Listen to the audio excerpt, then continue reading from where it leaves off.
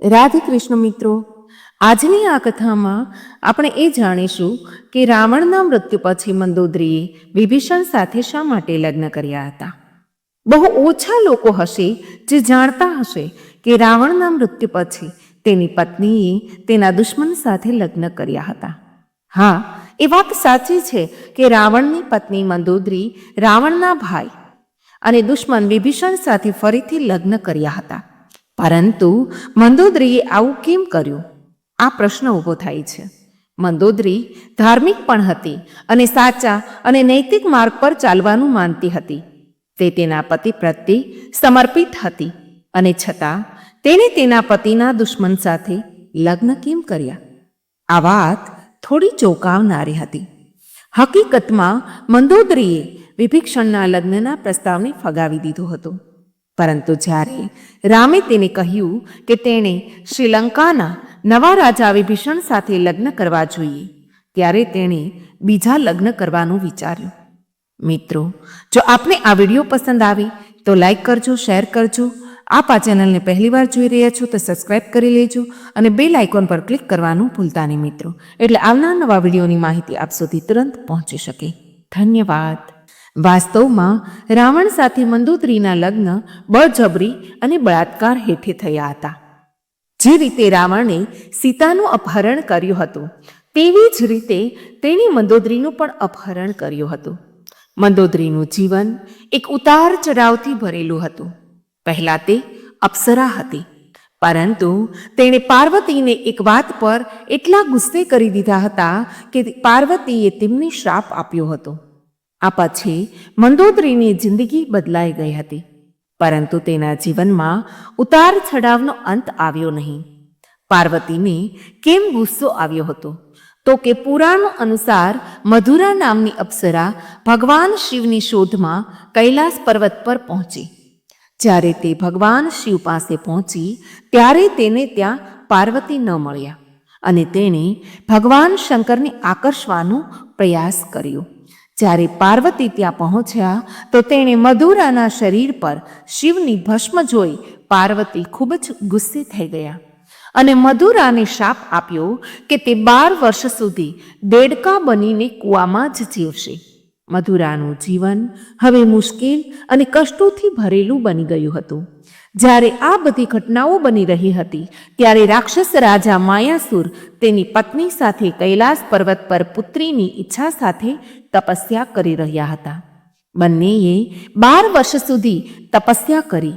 આ વર્ષ દરમિયાન મધુરાના શાપનો અંત આવ્યો અને તે કૂવામાં પડીને રડવા લાગી. સદનસીબે અસુરરાજ અને તેની પત્ની બંને કૂવા પાસે તપસ્યા કરી રહ્યા હતા. આ રડવાનો અવાજ સાંભળીને તે કૂવાની પાસે ગયા. ત્યાં તેણે મધુરાને મળ્યા અને તેને આખી વાત કહી. અસુર રાજાએ તેમની તપસ્યા છોડી દીધી અને મધુરાને પોતાની પુત્રી તરીકે સ્વીકારી. મધુરાનું નામ બદલીને મંદોદરી રાખવામાં આવ્યું. મંદોદરીને રાજકુમારીનું જીવન મળ્યું અને તે સુખી જીવન જીવવા લાગી. આ દરમિયાન રાવણ તેના જીવનમાં આવ્યો. રાવણ મંદોદરીના પિતા માયાસુરને મળવા મહેલમાં આવ્યો. ત્યાં તેણે મંદોદરીને જોયા અને તે મોહિત થઈ ગયો. તેણે માયાસુર પાસેથી મંદોદરીનો હાથ માંગ્યો. માયાસુરે આ પ્રસ્તાવને ફગાવી દીધો. ત્યાર પછી ક્રોધિત થઈ રાવણે મંદોદરીનું અપહરણ કર્યું. બંને રાજ્યો વચ્ચે યુદ્ધની સ્થિતિ સર્જાઈ. મંદોદરી જાણતી હતી કે રાવણ તેના પિતા કરતાં વધુ શક્તિશાળી શાસક છે. તેથી તેણે રાવણ સાથે રહેવાનું નક્કી કર્યું.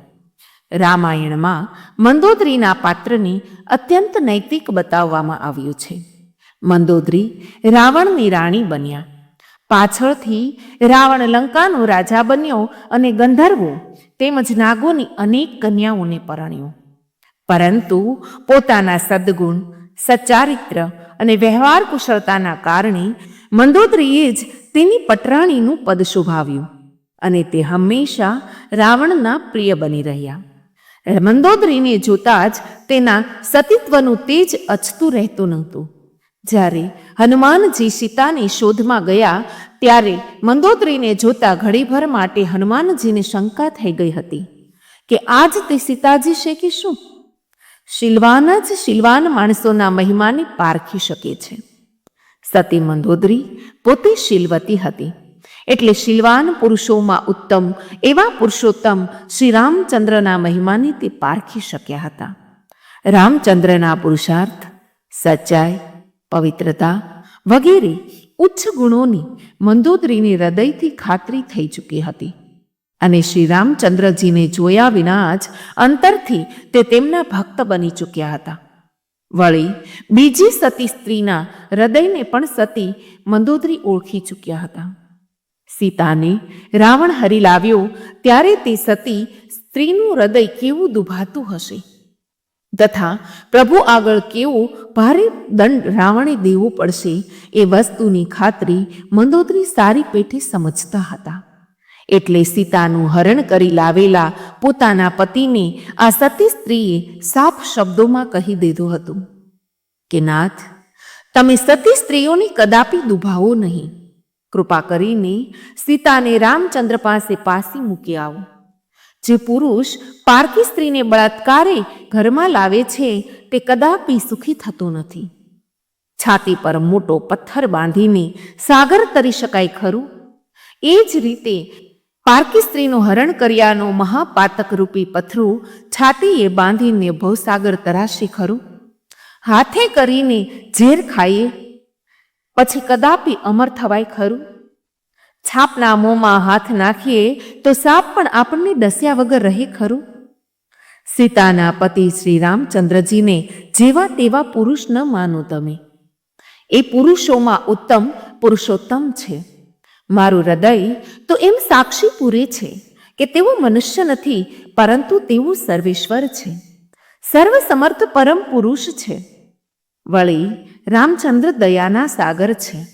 પોતાના જીવનમાં ઘણા પાપી લોકોને તેમણે માફ કર્યા છે અને તેમનો ઉદ્ધાર કર્યો છે. તમે પણ સીતાને પાછી સોંપી દેશો તો તેઓ તમને જરૂર માફ કરી દેશે.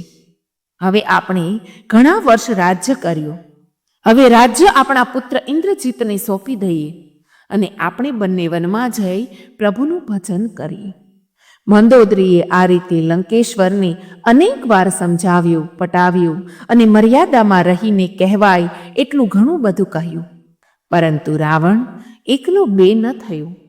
પોતાનો પતિ સીતાનું હરણ કરી લાવ્યો છે તેની સીતા પર શી અસર થઈ છે એ જાણવા પણ મંદોદરીએ ઘણીવાર પ્રયત્ન કર્યા હતા. એ સિવાય તેણે સીતાને પોતાનાથી શક્ય તેટલી રીતે આશ્વાસન આપવાનો પણ ઘણો પ્રયત્ન કર્યો હતો અને પોતાના પતિના દુષ્કૃત્ય બદલ પોતે પણ માફી માંગી હતી. એકાંતનો લાગ શોધીને મંદોદરી ઘણીવાર સીતા પાસે જતા અને તેમને સાંત્વના વચનો કહેતી. એક બે પ્રસંગો પછી તો સીતા પણ મંદોદરીનું હૃદય ઓળખી ગયા હતા અને સીતાએ અનેક જ્ઞાનની વાતો મંદોદરીને કરી હતી. એથી મંદોદરી સીતા પર ખૂબ જ મુગ્ધ બન્યા હતા અને સીતા તેમજ રામચંદ્ર વિશે તેનું માન અનેક ગણું વધી ગયું હતું. એ ઉપરથી મંદોદરીને તો ખાતરી થઈ ચૂકી હતી કે સીતા સાક્ષાત કોઈ દેવી જ છે અને તેને દુભાવીને રાવણ કંઈ જ સાર કાઢવાનું નથી. પરંતુ રાવણ મંદોદરીના અનેક હિતવચનોને હસી કાઢતો અને હસતો હસતો કહેતો, તમે સ્ત્રીઓ તો ખૂબ જ બીકણ હોવ છો. તમને રાજકાજની વાતોમાં શું ખબર પડે? છેક લગી રાવણે જ્યારે મંદોદરીનું માન્યું નહીં ત્યારે નિખાલસ હૃદયની એ નારીને રાવણનું ભવિષ્ય સ્પષ્ટ દેખાઈ ગયું હતું. તે બોલી ઉઠ્યા હતા કે આજે મને ખબર પડી કે મારા પતિ રાવણની ભક્તિ વ્યભિચારિણી છે. તેમનો વૈરાગ્ય એક દંભી પુરુષનો વૈરાગ્ય છે. કપટી માણસનો પ્રેમ બીજાનો દ્રોહ કરનાર જ્ઞાની જેવો હોય છે. મારા પતિનો આચાર ભ્રષ્ટ છે અને કંજૂસના દાન જેવો છે. તેનું જ્ઞાન અને ડાહપણ એવું જ છે. વિનાશકાળે તેમને વિપરીત બુદ્ધિ સૂજી છે.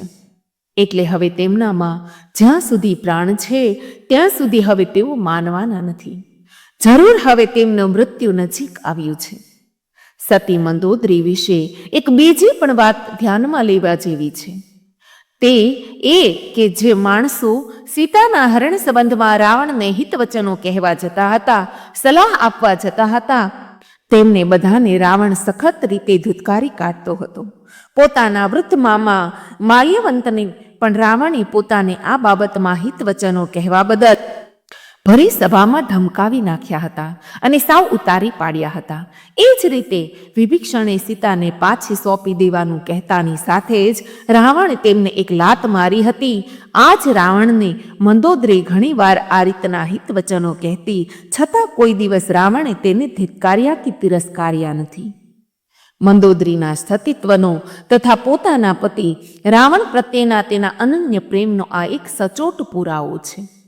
રાવણ બરાબર સમજતો હતો કે મંદોદરી સાચા હૃદયથી તેનું કલ્યાણ ઈચ્છે છે. પછી તો જે થવાનું હતું તે જ થઈ ગયું. રાવણનો વધ કરવા માટે જ ભગવાન શ્રી રામચંદ્ર અવતર્યા હતા, એટલે તેમણે આ અવતાર કૃત્ય તો પૂરું કરવાનું જ હતું. રાવણ મરાયો એટલે તેના મૃતદેહ પર મંદોદરી વિધવિધ રીતે વિલાપ કરવા લાગી કે હે સ્વામી, મેં તમને ઘણું સમજાવ્યા, પરંતુ મારા હિતવચનોની તમે ઉપેક્ષા કરી. અંતે સઘળી સંતતિ અને સંપત્તિનો નાશ કરીને તમારો પોતાનો દેહ પણ ખોયો. આમ છતાં હે નાથ, શ્રી રામચંદ્રજી સાથેનું વેર તો કોઈ વીર પુરુષને છાજે, એ રીતે તમે પૂરું કર્યું. તમે રણભૂમિમાં જે પરાક્રમો કરી બતાવ્યા તેના માટે તમારી કીર્તિ ત્રણેય ખંડમાં વ્યાપી છે અને તમારું નામ ઘેર ઘેર જાણીતું બન્યું છે. હે પ્રાણપતિ, ભગવાન રામચંદ્ર તમારા માટે જ અહીં લંકા સુધી આવ્યા. તમારા લીધે જ પ્રભુ શ્રી રામચંદ્રે અહીં સુધીની પૃથ્વીને તેમના પુનિત પગલાથી અને પરાક્રમોથી પાવન કરી. તમારા નિમિત્તે જ પ્રભુ શ્રી રામચંદ્રથી આટલું કામ થઈ શક્યું. પ્રભુના આટલા કાર્યનો યશ તમને જ ઘટે છે. તમારા માટે જ ભગવાન શ્રી રામે અવતાર લીધો અને તેમની કીર્તિ ત્રણેય લોકમાં વ્યાપી. અરે દેવ, કેટલું વિચિત્ર છે! મારા જે પતિના ચરણોમાં મોટા મોટા લોકપતિઓ પણ પોતાના મસ્તક ઝુકાવતા હતા, તેમનું જ મસ્તક આજે રણભૂમિમાં રગદોળાય છે. મંદોદરીના વિલાપથી સૌને ખૂબ જ દયા ઉપજતી હતી. ભગવાન શ્રી રામે પણ જ્યારે મંદોદરીના વિલાપની વાત સાંભળી ત્યારે તેમનું દિલ પણ દ્રવિત થઈ ગયું. મંદોદરીના સતીત્વ માટે રામચંદ્રજીને સારી પેઠે માન હતું જ. મંદોદરી બહુ સમજુ, શાણી, જ્ઞાની અને સતી સાધ્વી સ્ત્રી હતા. એ તેમના લક્ષ્યમાં ક્યારનું આવેલું હતું. એટલે ભગવાન શ્રી રામચંદ્ર પોતે મંદોદરીની પાસે ગયા અને આ પ્રમાણે તેને દિલાસો આપવા લાગ્યા. હે મંદોદરી, તમને તો મેં પહેલેથી જ પતિ પાવની અને સતી શિરોમણી તરીકે જાણ્યા છે. તમે તો જ્ઞાન અને વિવેકની ખાણ છો. તમારા જેવા જ્ઞાની સ્ત્રીને નાશવંત વસ્તુઓનો શોક કરવાનો હોય? ઊંડી દ્રષ્ટિથી જોઈએ તો તમામ પ્રાણીઓનો દેહ નાશવંત જ છે. તેથી આપણે તો અવિનાશી, અખંડ અને અનુપમ એવા આત્માનો જ વિચાર કરવાનો હોય. માટે હે મંદોદરી, મિથ્યા મોહ ત્યજીને હૃદયમાં ધીરજ ધારણ કરો અને મનમાં કોઈ જાતના સંદેહ વિના ઘરે પાછા સિધાવો. રામચંદ્રના પ્રેમભર્યા સદ ઉપદેશથી મંદોદરીના હૃદયને સત્યનું જ્ઞાન થયું. તેનો શોક હળવો બન્યો. પછી મંદોદરીએ રાવણની પટરાણી તરીકેનું પોતાનું કર્તવ્ય બરાબર બજાવ્યું. તેણે પોતાના પતિની ઉત્તરક્રિયા તેના આત્માને શાંતિ થાય એ રીતે પૂર્ણ કરાવી.